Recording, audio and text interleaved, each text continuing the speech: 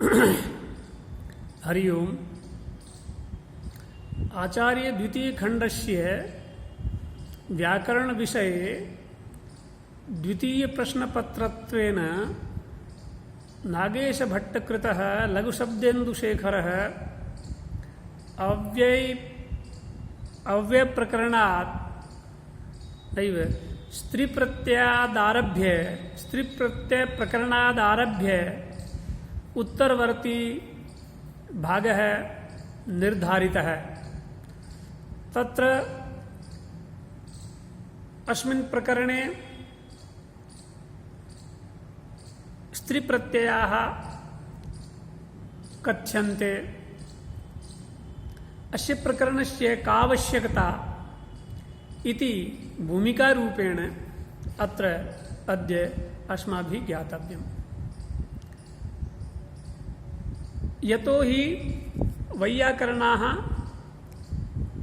वाक्यवादिनः एव सन्ति, वाक्यस्फोटमेव ते अन्तिमरूपेण मन्यन्ते। वाक्येन एव निराकाङ्क्षार्थस्य उपलब्धिर्भवति। अतः वाक्यस्य अध्ययनमेव वैयाकरणानां मुख्यं लक्ष्यं भवति।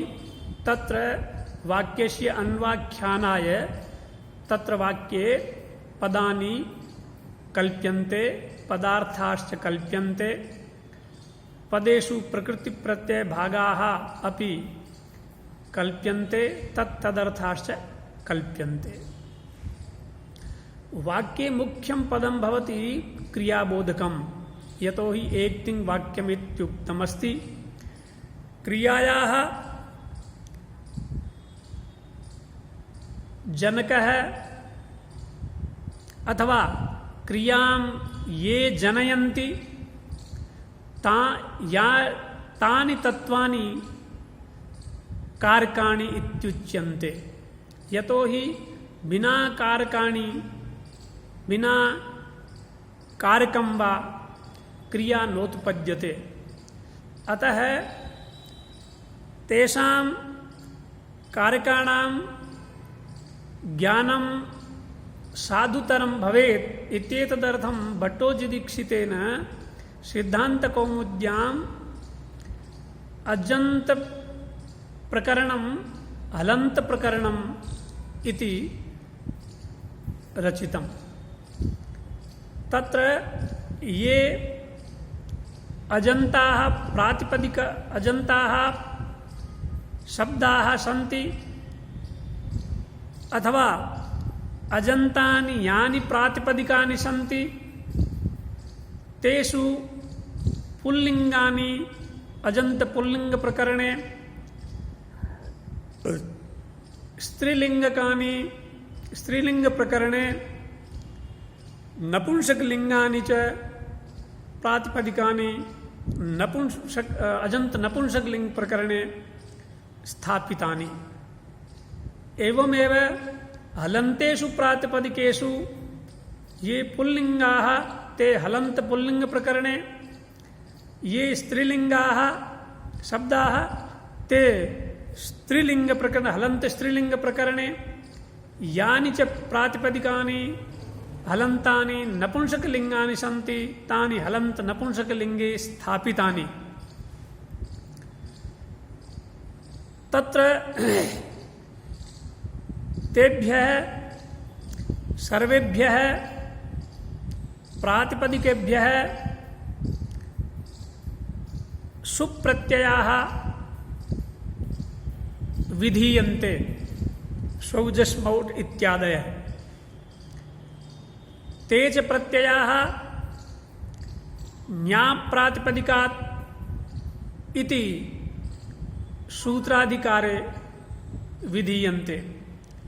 तत्र प्रातिपदिकानि तु तत्र तेषु प्रकरणेषु स्पष्टीकृतानि तानि प्रातिपदिकानि। किन्तु न्याप् इत्युक्तमस्ति तत्र ञन्ताद् आबन्तादपि स्वादयः प्रत्ययाः कार्याः अतः केते ञन्ताः आबन्ताः इति ज्ञापयितुम् एतत् प्रकरणम् आरभ्यते। तत्र ङीष् ङीन् ङीबादयः टाप् डाप् चाबादयः स्त्रीत्वद्योतकाः प्रत्ययाः अस्मिन् प्रकरणे वक्ष्यन्ते। अर्थात वैयाकरणों के यहाँ वाक्य को ही निराकांक्ष अर्थ का बोधक माना जाता है, उसी से अर्थ की परिसमाप्ति होती है, निराकांक्ष अर्थ की उपलब्धि होती है। इसलिए वाक्याध्ययन ही वैयाकरणों का भी मुख्य उद्देश्य होता है। उस वाक्य के अन्वाख्यान के लिए वाक्य में पद पदार्थों की और पदों में भी प्रकृति प्रत्यय और प्रकृति प्रत्यार्थों की कल्पना की जाती है। चूंकि उस वाक्य में जब पदों की कल्पना है तो वाक्यार्थ ज्ञान के लिए पदार्थ ज्ञान कारण होता है। इस सिद्धांत के आधार पर प्रत्येक पद का ज्ञान होना जरूरी है। चूंकि एक पद कम से कम एक तिंग वाक्यम, इस आधार पर वहां क्रियाबोधक होता है वाक्य में, तो क्रिया का कोई न कोई कर्ता होगा, बिना कर्ता के क्रिया नहीं बनती। इसलिए कर्तृबोधक पद भी या कारक पद भी ज्ञातव्य होते हैं। उनके ज्ञान के लिए भट्टोजी दीक्षित ने सिद्धांत कौमुदी में अजंत प्रातिपदिकों को रखा। उसमें अजंत में भी जो पुल्लिंग थे उनको अजंत पुल्लिंग प्रकरण में रखा, स्त्रीलिंग प्रातिपदिकों को स्त्री प्रकरण में रखा, अजंत स्त्रीलिंग प्रकरण में अजंत स्त्रीलिंग प्रकरण में रखा, और अजंत नपुंसक लिंग प्रातिपदिकों को अजंत नपुंसक लिंग प्रकरण में रखा। इसी प्रकार हलंत प्रातिपदिकों को भी पुल्लिंग, स्त्रीलिंग और नपुंसक के आधार पर इन प्रकरणों में रखा। उसके बाद में ये स्त्री प्रत्यय का यहाँ उल्लेख हो रहा है। तो इस स्त्री प्रत्यय की आवश्यकता क्यों पड़ी, उसके लिए ये जानना चाहिए कि अपदम न प्रयुंजत अपदम न प्रयुंजित, ऐसा सिद्धांत होने के कारण से आपको पद बनाना है। पद बनाने के लिए आपके पास में दो रास्ते हैं, या सुबंत कीजिए या तिंगंत कीजिए। शुभ तिंगंतम पदम, आपको इनको सुबंत बनाना है। सुबंत बनाने के लिए स्वादि प्रत्ययों का विधान करना है।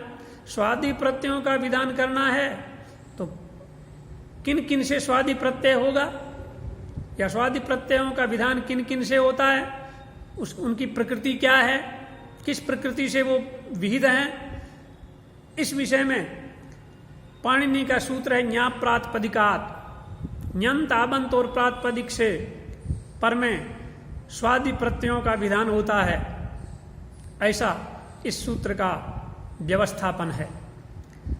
अब प्रातिपदिक तो पिछले प्रकरणों में बता दिया गया, फिर वहां का ञंत और आबंत से ये होते हैं। तो ञंत आबंत क्या है,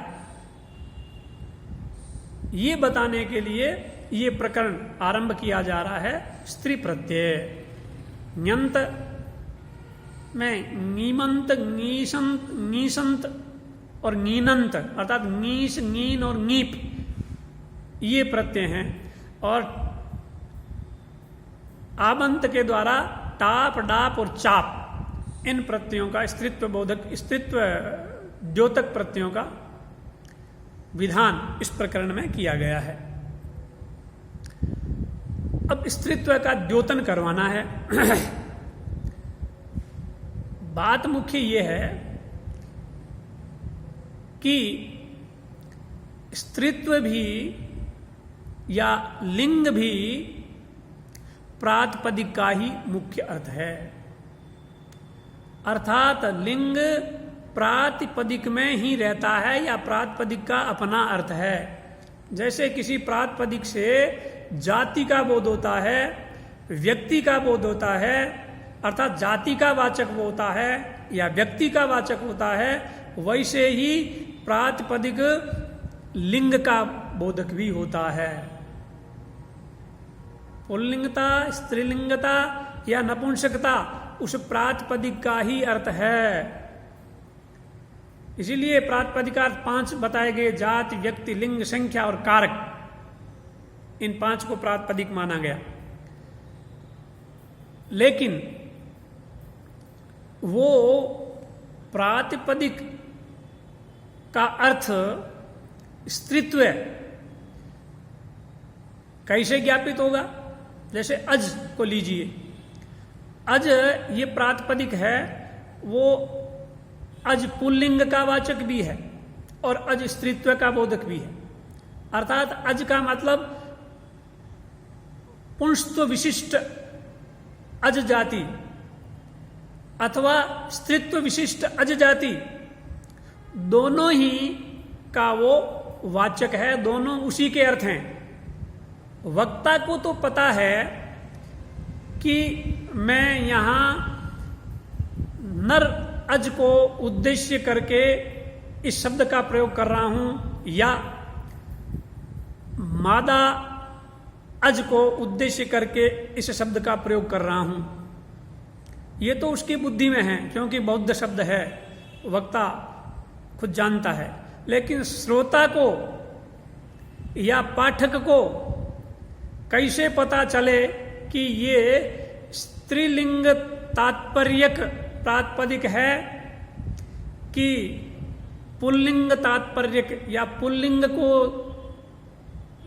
केंद्र में रख करके पुल्लिंग को उद्देश्य बना करके प्रयुक्त हुआ है, या स्त्रीत्व या स्त्री को उद्देश्य बना करके इसका प्रयोग वक्ता ने किया है, इस बात का ज्ञान पाठक को या श्रोता को नहीं हो सकता। तो उसके लिए वो द्योतन करवाने के लिए कि इस प्रातिपदिक का स्त्री को उद्देश्य करके प्रयोग हुआ है, इस बात को द्योतित करवाने के लिए वो कुछ चिन्ह स्वरूप प्रत्ययों का प्रयोग करता है। अर्थात ये प्रत्यय स्त्रीत्व को द्योतित कराने के लिए, अर्थात ये अमुक अमुक शब्द यहां पर स्त्रीत्व को उद्देश्य करके या स्त्रीत्व विशिष्ट अर्थ के लिए प्रयुक्त हुआ है, इस बात को द्योतित कराने के लिए ये संकेत रूप में प्रत्यय किए गए हैं। इसलिए ये प्रत्यय वाचक नहीं है स्त्रीत्व के, ये स्त्रीत्व के द्योतक हैं। स्त्रीत्व इनका द्योत्यार्थ है। स्त्रीत्व वाच्यार्थ तो प्रातिपदिक का ही है, ये ध्यान दीजिए विशेष रूप से। अर्थात प्रातिपदिक का ही अर्थ स्त्रीत्व भी है, पुंस्त्व भी है, लेकिन स्पष्ट करने के लिए कि वक्ता ने यहाँ पुरुष के लिए इस शब्द का प्रयोग किया है कि स्त्री के लिए प्रयुक्त किया है, ये बताने के लिए, ये द्योतित करवाने के लिए, इस बात को प्रकाशित करवाने के लिए, इसको इंगित करवाने के लिए ये टाबादि प्रत्ययों का विधान इस प्रकरण में किया गया है। अब यहां ये कह रहे हैं कि स्त्रीत्व का बोधक या स्त्रीत्व का लक्षक, स्त्रीत्व का द्योतक ये प्रत्यय हैं, तो वो स्त्रीत्व है क्या? स्त्री कहते किसे हैं? या उस स्त्रीत्व को द्योतित कराने के लिए जो प्रत्यय कर रहे हैं, आप प्रत्ययों का विधान कर रहे हैं, वो स्त्रीत्व कहाँ रहता है? उस स्त्रीत्व का स्वरूप क्या है? क्योंकि जब स्त्रीत्व का स्वरूप बताना है, स्त्रीत्व एक विशेषण बन गया, तो स्त्रीत्व से भिन्न भी कुछ होते हैं, तो क्या पुंलिंग होता है, नपुंसकलिंग होता है, ये व्यवहार में हम देखते हैं। तो इन तीनों को भी जानना जरूरी है कि पुल्लिंग क्या है, स्त्रीत्व क्या है, नपुंसकता क्या है। ये बताने के लिए लोक में हम जो पुल्लिंग, स्त्रीलिंग और नपुंसकलिंग का प्रयोग करते हैं, उसका सामान्य लक्षण ये बताया गया है। स्तन केशवती स्त्रीश्या लोमश पुरुष स्मृत है उभयोरंतरम यच्च तदभावे नपुंसकम। लोक में सामान्य रूप से स्त्रीत्व का लक्षण क्या है? स्तन केशवती स्त्री स्यात्, स्तन जिसमें हो, और केशवती, केश शब्द यहां भग का वाचक है, तो भगवती अर्थात भग वाली और स्तन वाली, अर्थात ये अवयव संस्थान जिसमें हो, अवयव संस्थान के आधार पर ये चिन्ह है, पहचान है कि जहां स्तन हो, जहां भग हो, ऐसे शरीर को स्त्रीलिंग कहते हैं। लोमश पुरुष स्मृत है, और जो लोमश है वो पुरुष है। लोमश, यहां लोम शब्द से शिश्न का ग्रहण करना है। शिश्नवान जो है वो पुरुष है। उभयोरंतरम यच्च, जहां ये दोनों ही नहीं हैं, जिस शरीर में न स्तन और भग है और न शिश्नवत्ता है, वो नपुंसकलिंग होता है। ऐसा लोक में पुरुष, स्त्री और नपुंसक की परिभाषा दी गई। लेकिन ये परिभाषा, ये लौकिक परिभाषा इन शब्दों के विषय में नहीं चल सकता। आप खटुआ को स्त्रीलिंग मानते हैं। खटुआ शब्द खाट का वाचक, जो चारपाई, उसको स्त्रीलिंग माना गया है, खट्वा यम।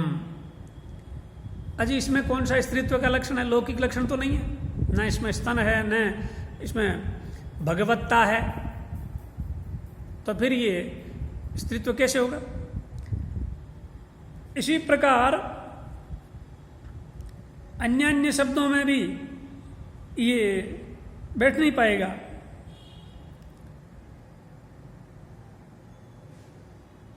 दारान, ये पुल्लिंग माना आपने। दारान शब्द है, दार शब्द है मूल, जिसमें द्वितीय बहुवचन में दारान बनता है। उस शरीर में पुंसत्व वाला यह लक्षण नहीं है, शिश्नवत्ता नहीं है, तो फिर ये व्यवस्था कैसे बैठेगी? इसलिए शास्त्रीय लक्षण जो है वो यहां पर दूसरा किया गया। वो दूसरा शास्त्रीय लक्षण क्या है? तो उसके लिए ये देखा, सत्व रजस तमसाम प्राकृत गुणानाम वृद्धि पुंसत्वम। सत्व, रजस और तमस, इन प्राकृत मान प्रकृति के जो ये तीन गुण हैं, इन गुणों के अपचय का, उपचय का नाम है। उपचय माने वृद्धि। ये जहां वृद्ध अधिकता जहां पर रहेगी वो पुंसत्व है। जहां इन गुणों का अपचय है, अर्थात कमी है, क्षीण हो रहे हैं, वो स्त्रीत्व है। और इनकी साम्यावस्था, किसी की न अधिकता है न हीनता है, समानावस्था है, उसको नपुंसकलिंग कहा गया है। तो स्थिति मात्र जो है उसको नपुंसक कहा गया। दोनों की स्थिति होना, दोनों गुण जहां पर रहें। इसीलिए उत्कर्षापकर्ष सत्वेपि स्थिति मात्रमादाय सामान्य नपुंसकम इति प्रवादः। इसलिए जहां इन गुणों का अपकर्ष भी हो या उत्कर्ष भी हो, दोनों ही की स्थिति में कई बार होता है कि उन गुणों का उपचय है, लेकिन उपचय को ध्यान में न रख करके स्थिति मात्र को यदि हम ध्यान में रख करके प्रयोग करेंगे तो नपुंसकलिंग हो जाएगा। अपचय होता हुआ भी हम अपचय की तरफ ध्यान न दे करके स्थिति मात्र को ध्यान में रख करके इसका प्रयोग करेंगे तो नपुंसकलिंग हो जाता है। इसलिए ये सामान्य नपुंसकम ऐसा व्यवहार करते हैं। इस प्रकार का उत्कर्षापकर्ष साम्यात्मक अवस्था त्रय साधारण स्थिति मात्र की विवक्षा में नपुंसक लिंग होता है, ये मतलब हुआ। इस प्रकार की अवस्था त्रय को केवलान्वयी कहते हैं। इसमें एक का अभाव का प्रतियोगी दूसरा नहीं होता। इसका परिणाम ये होता है कि एक ही अर्थ के लिए अलग अलग शब्दों का अलग अलग लिंग कर दिया जाएगा। जैसे इयम व्यक्ति ही, व्यक्ति शब्द का प्रयोग किया, स्त्रीलिंग है।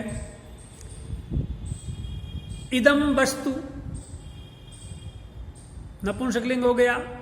और अयम पदार्थ है, ऐसा व्यवहार भी हो जाएगा। तो ये लिंग अर्थनिष्ठ हुआ।